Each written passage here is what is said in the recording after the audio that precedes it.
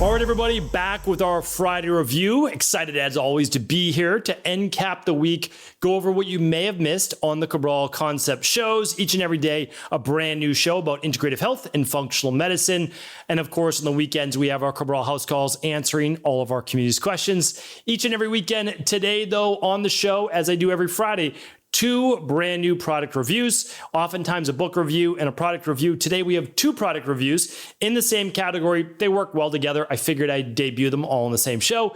And then also we have 2 research studies. Plus, I want to give you a little bonus as to where I use or where I go on the internet in order to be able to find these, I'll call them secret outdoor spots. So let's dive right into today's show. Always give you a little bit of a recap. And as we're closing out the month of May, again, you may be listening to this any time of the year, but what I always like to do is start to look at the different seasons of my life and the different seasons of change within a year. So as many of you know, I follow the 12-week year model. And so you have January, February, March. You set big goals for the year, but then you make them smaller and just much more manageable in order to hit, right? So a smaller goal, break it in 4 or break it into different sections. So we had January, February, March, and then we have April, May, June. And so what I do is I look at, okay, 30 more days left in this second chunk of the 12-week year.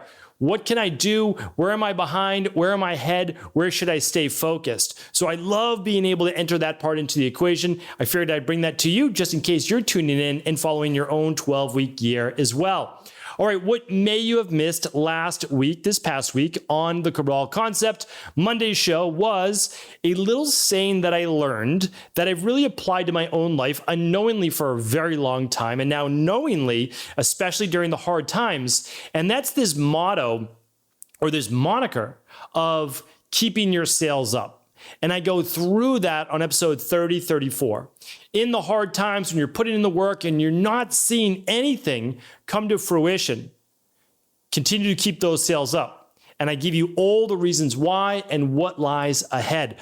Head on over to stephencabral.com/podcasts for all previous shows. All right, 3035, should you supplement with vitamin D3 during the summer?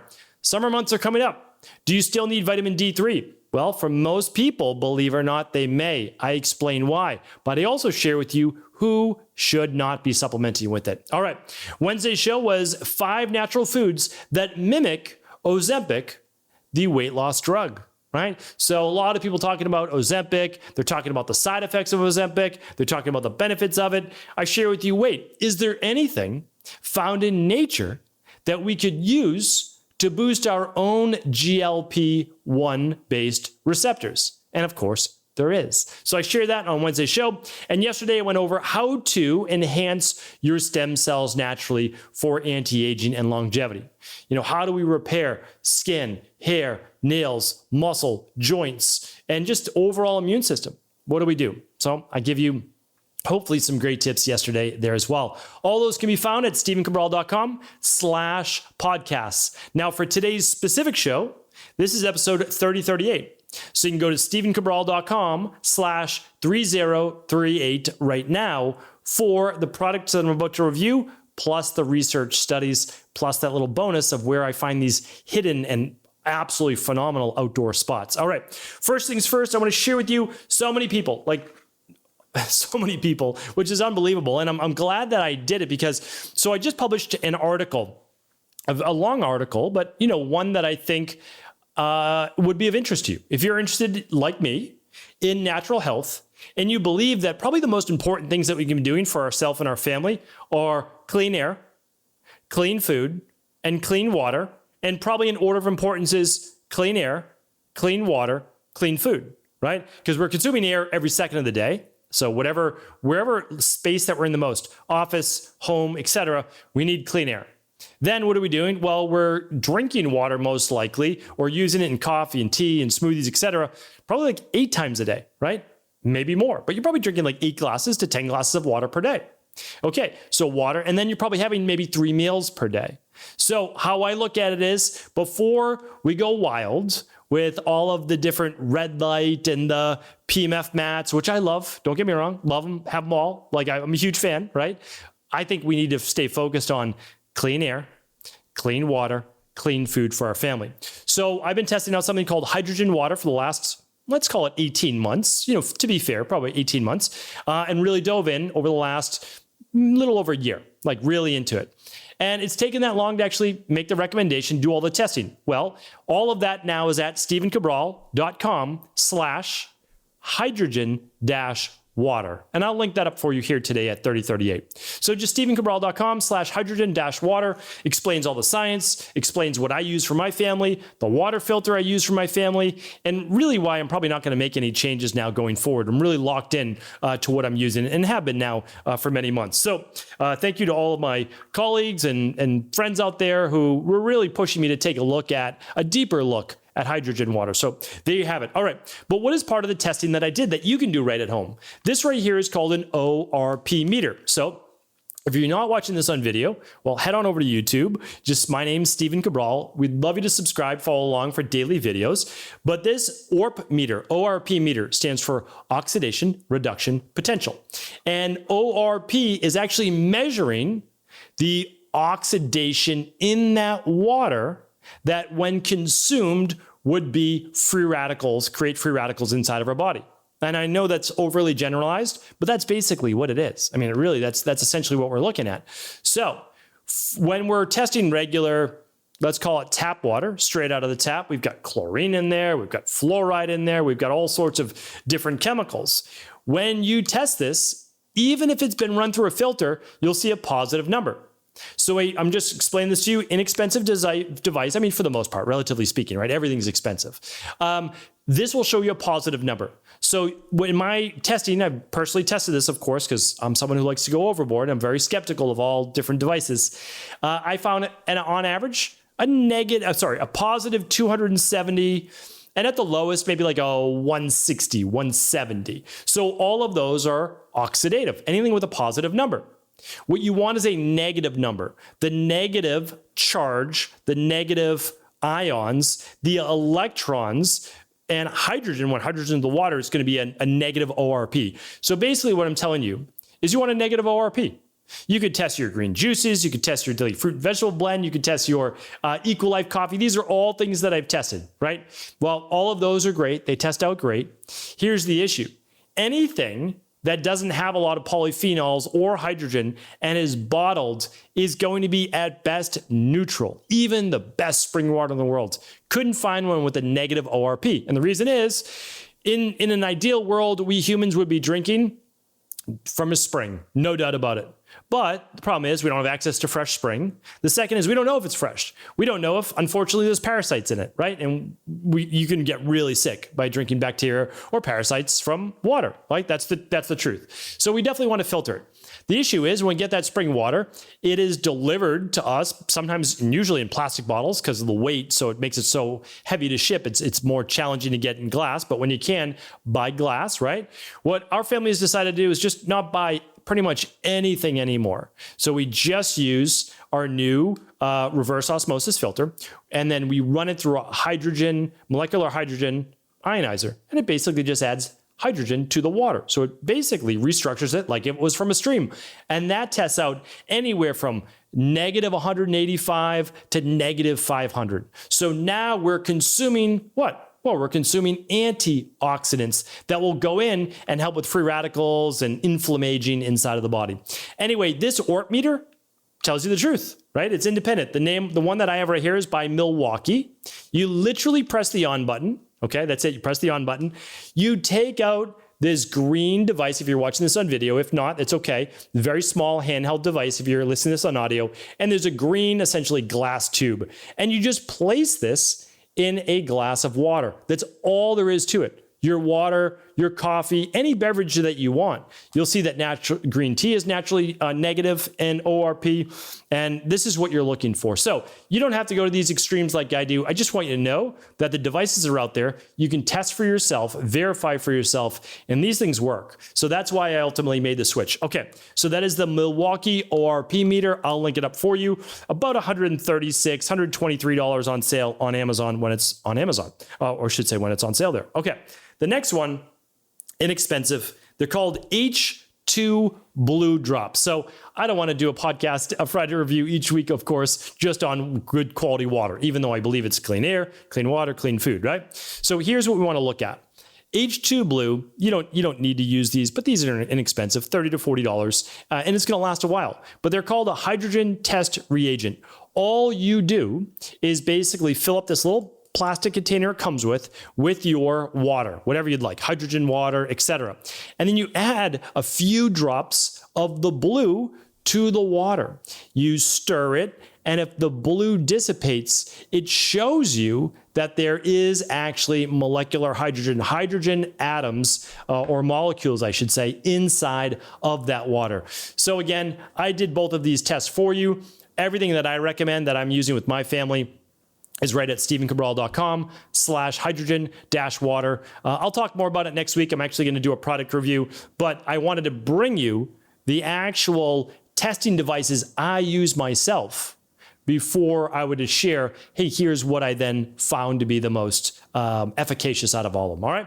So those are your 2 product reviews of the week. Hopefully you enjoy them. I know I have. I've tested every type of beverage that my family drinks, which is kind of funny. Everything from the occasional Spindrift to the San Pellegrino that I love, to Icelandic water, to Fiji water I tested, reverse osmosis, tap water, etc. Even the Equilife antioxidant coffee there. So that's all at, like I said, at that stephencabral.com/hydrogen-water. All right, let's move into the research for the week because I'm actually super excited to share this with you. So the first one is, and this is a great one, published in the Journal of Nutrition. So obviously these are great reputable journals. This was not done with a large scale study though. So larger studies need to be done, but I wanted to call this out because this is interesting. So it says exercise preserves muscle better than protein. The average American diet provides at least the recommended amount of protein, which is 0.38 grams per pound of body weight. But consuming higher amounts has not been shown to maintain muscle. More protein synthesis occurred when participants increased their amount of daily walking than was associated with consuming extra protein through dairy and alternative dairy products. Now, even though this was done in a reputable journal, at a very reputable university, which was McMaster University in Hamilton, Ontario, Canada, where they do a lot of exercise physiology out of a bunch of colleagues who graduated from there. Here's the thing. I actually agree. But let's not get out of control here, right? So I agree, and here's why.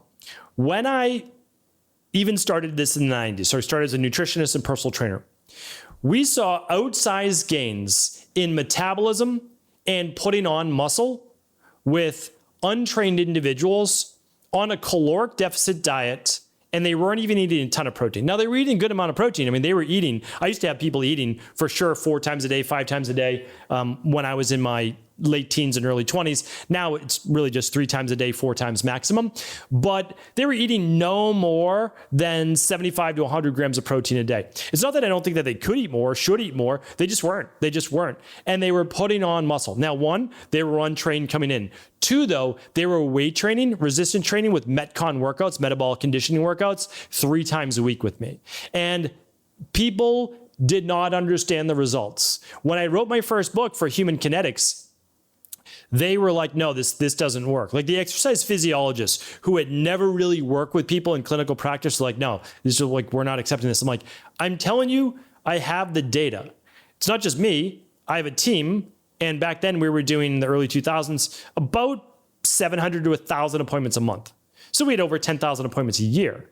And we knew it worked. That's the thing. Before things make their way to research and textbooks, people are doing it in the real world. Now, some of it is all made up. Don't get me wrong. But my job was to help people transform their body. That was like literally my original job, nutrition and exercise. That's what I did forever. And I was studying naturopathy in the background, right? And studying Ayurveda and functional medicine, all these things, working to get myself better. And then you never get rid of the exercise and the fitness, right? Or the nutrition, but I then focus my time specifically on becoming a doctor of naturopathy, thanks to my mentor, Dr. Pete. So anyway, I wanted to share that with you. Now, having said that, do I think 0.38 grams of protein is enough protein? Probably not. I've never necessarily recommended that.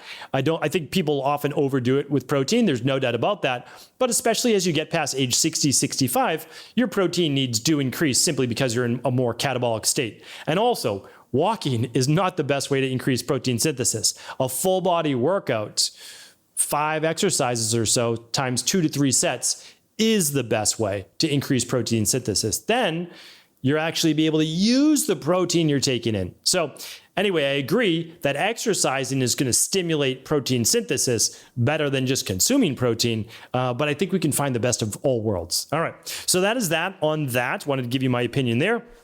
The next one, I love this one. So I've been waiting to share this one with you.